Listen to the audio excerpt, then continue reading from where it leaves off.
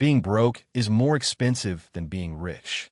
Not as a feeling, as an actual number, sitting inside prices you pay every week without ever seeing it written down. Nobody sends you a bill for it. There is no line on any statement that says surcharge for having no cushion.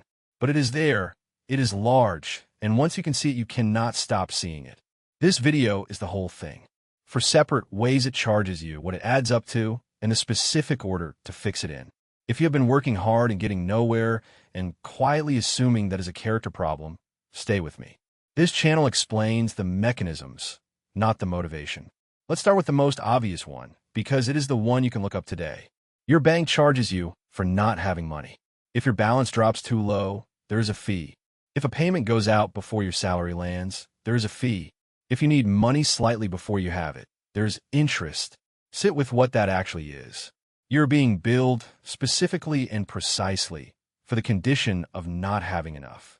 The person with a comfortable balance has the exact same account, uses the exact same app, and pays nothing. That is the pattern for the entire video. The service is identical. The price is different. And the thing that sets the price is whether you already had money. Second, you're paying more for the same goods. The larger pack is always cheaper per unit. Always. But the larger pack needs more money today, and today is exactly what you do not have. So you buy the small one. Nobody experiences that as a loss, because you paid less at the till. You paid less at the till and more per unit, and you will do it again next week and the week after for years. Now extend it to things that last. You need shoes. There's a pair for $30 and a pair for $120. You take the 30 because that is the number you can put down. 6 months later, they are finished, so you buy them again. And again. Over 5 years, you have bought 10 pairs and spent $300. The expensive pair would have lasted the whole 5 years and cost $120. So the person who could afford good shoes paid $120. You paid $300 and wore worse shoes the entire time. And notice what decided that. Not judgment, not taste, not discipline, just which number you could put down on the day. That is happening across everything you own. The kettle you have replaced twice. The charger that lasts 4 months. The chair, the pan, the bag, the phone case. Every one of them is running a quiet subscription that you never signed up for and never see itemized. Third, and this one is different because this one is about what you can see. You do not have a spending problem. You have a memory problem. Here is the test, and you should actually do it. Before you look at anything, guess what you spent last month. Just a number. Now go and look at the real total. Almost nobody is close. And the gap is never in your favor. It is always higher, usually by a lot. That is not carelessness. That is how memory works. Your brain files things that are unusual. The holiday, the new phone, the expensive dinner. Those you can recall months later. What it does not file is the ordinary. The coffee, the delivery fee, the top-up, the thing you grabbed at the till. Those happen constantly. They feel like nothing individually, and your brain simply does not write them down. So when you make a plan in your head, you are building it out of the 4 things you remember and ignoring the 90 you do not. Then you are surprised when the money is gone. The bank has the real list. You have a trailer. And here is why that matters so much for everything else in this video. You cannot fix a cost you cannot see.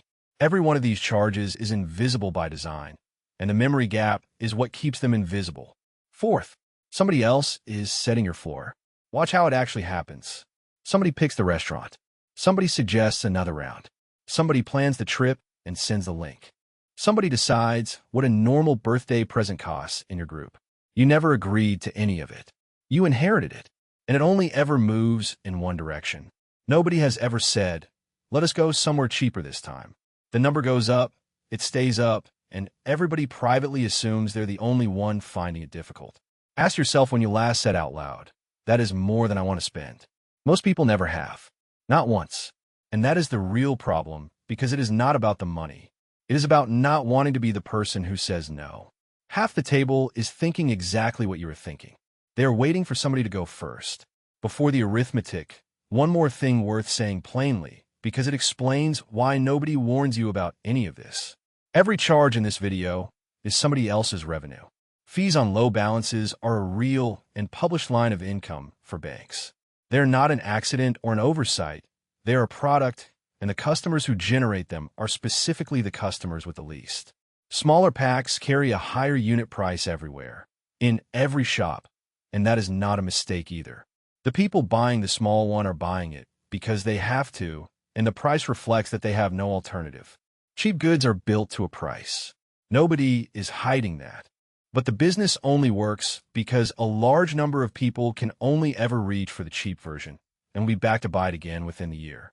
And the social one has no company behind it at all, which is what makes it the hardest. There is nobody to be angry at. It is just a room full of people, each one assuming everybody else can afford it, and none of them willing to be the first to say otherwise. So none of this is a conspiracy. It does not need to be. It is simply what happens when a great many separate businesses each price the same fact, which is that you do not have money yet, and nobody anywhere is being paid to point out to you. Now let me add it up, because the arithmetic lands differently than the argument. Take somebody on $3,000 a month after tax. Bank charges and interest when timing goes wrong, call it 30. Buying small instead of bulk, 40. Replacing cheap things that break, 80. Social spending above what they would have chosen alone, 120. Delivery and convenience, because there was no buffer to plan ahead, with 60. That is 330 a month. 11% of everything they earned going to the single fact that they did not have money to begin with. And every one of those 5 charges disappears the moment there is a cushion.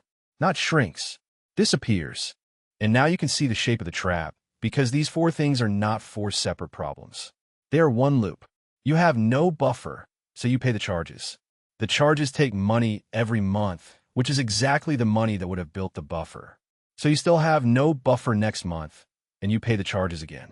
That is why effort alone does not get you out. You can work harder, earn a bit more, be more careful, and the loop simply runs at a slightly higher volume.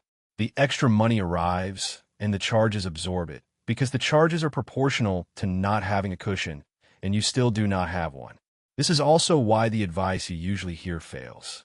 Budget better assumes you can see the spending, and a memory gap says you cannot. Spend less assumes the cheap option is cheaper, and the replacement cycle says it is not. Just save assumes there is something left at the end of the month, and the charges have already taken it. Every one of those is aimed at your behavior. The loop is not in your behavior. It is in the sequence. So the way out is not more effort applied evenly. It is one specific intervention in one specific place, early. Let me put that on a timeline, because the argument is abstract and the arithmetic is not. Same person, $3,000 a month, 330 going to charges, no cushion. Month 1, nothing clever. They read one full bank statement, line by line, and the number in their head gets corrected. That costs nothing, and it is the only reason the rest of this works, because now they are aiming at something real instead of something remembered. Months 1 to 3, they put aside $100 a month. That is small, and it is meant to be. At the end of month 3, they have $300. And something changes immediately. $300 is enough that a payment landing early no longer triggers a fee, and a small unexpected cost no longer goes on a card. 2 of the 5 charges just stopped. Call it $50 a month that is no longer leaving. Months 4 to 9, they are now saving the same 100 plus the 50 that stopped leaving. $150 a month for 6 months is $900. They are at $1,200. At $1,200, they can buy the durable version of things.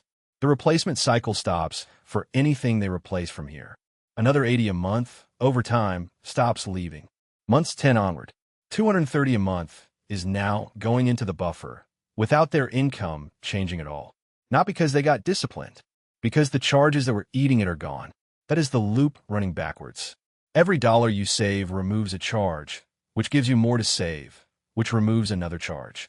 It is slow at the start, and it accelerates, which is the exact opposite of how it feels when you begin. Now the objections, because there are 2 honest ones. First, is this not just saying poor people should be more organized? No, and I want to be careful here. The whole point is the opposite. Every one of these charges is structural. The bank fee is automatic. The unit price is arithmetic. The memory gap is neurology.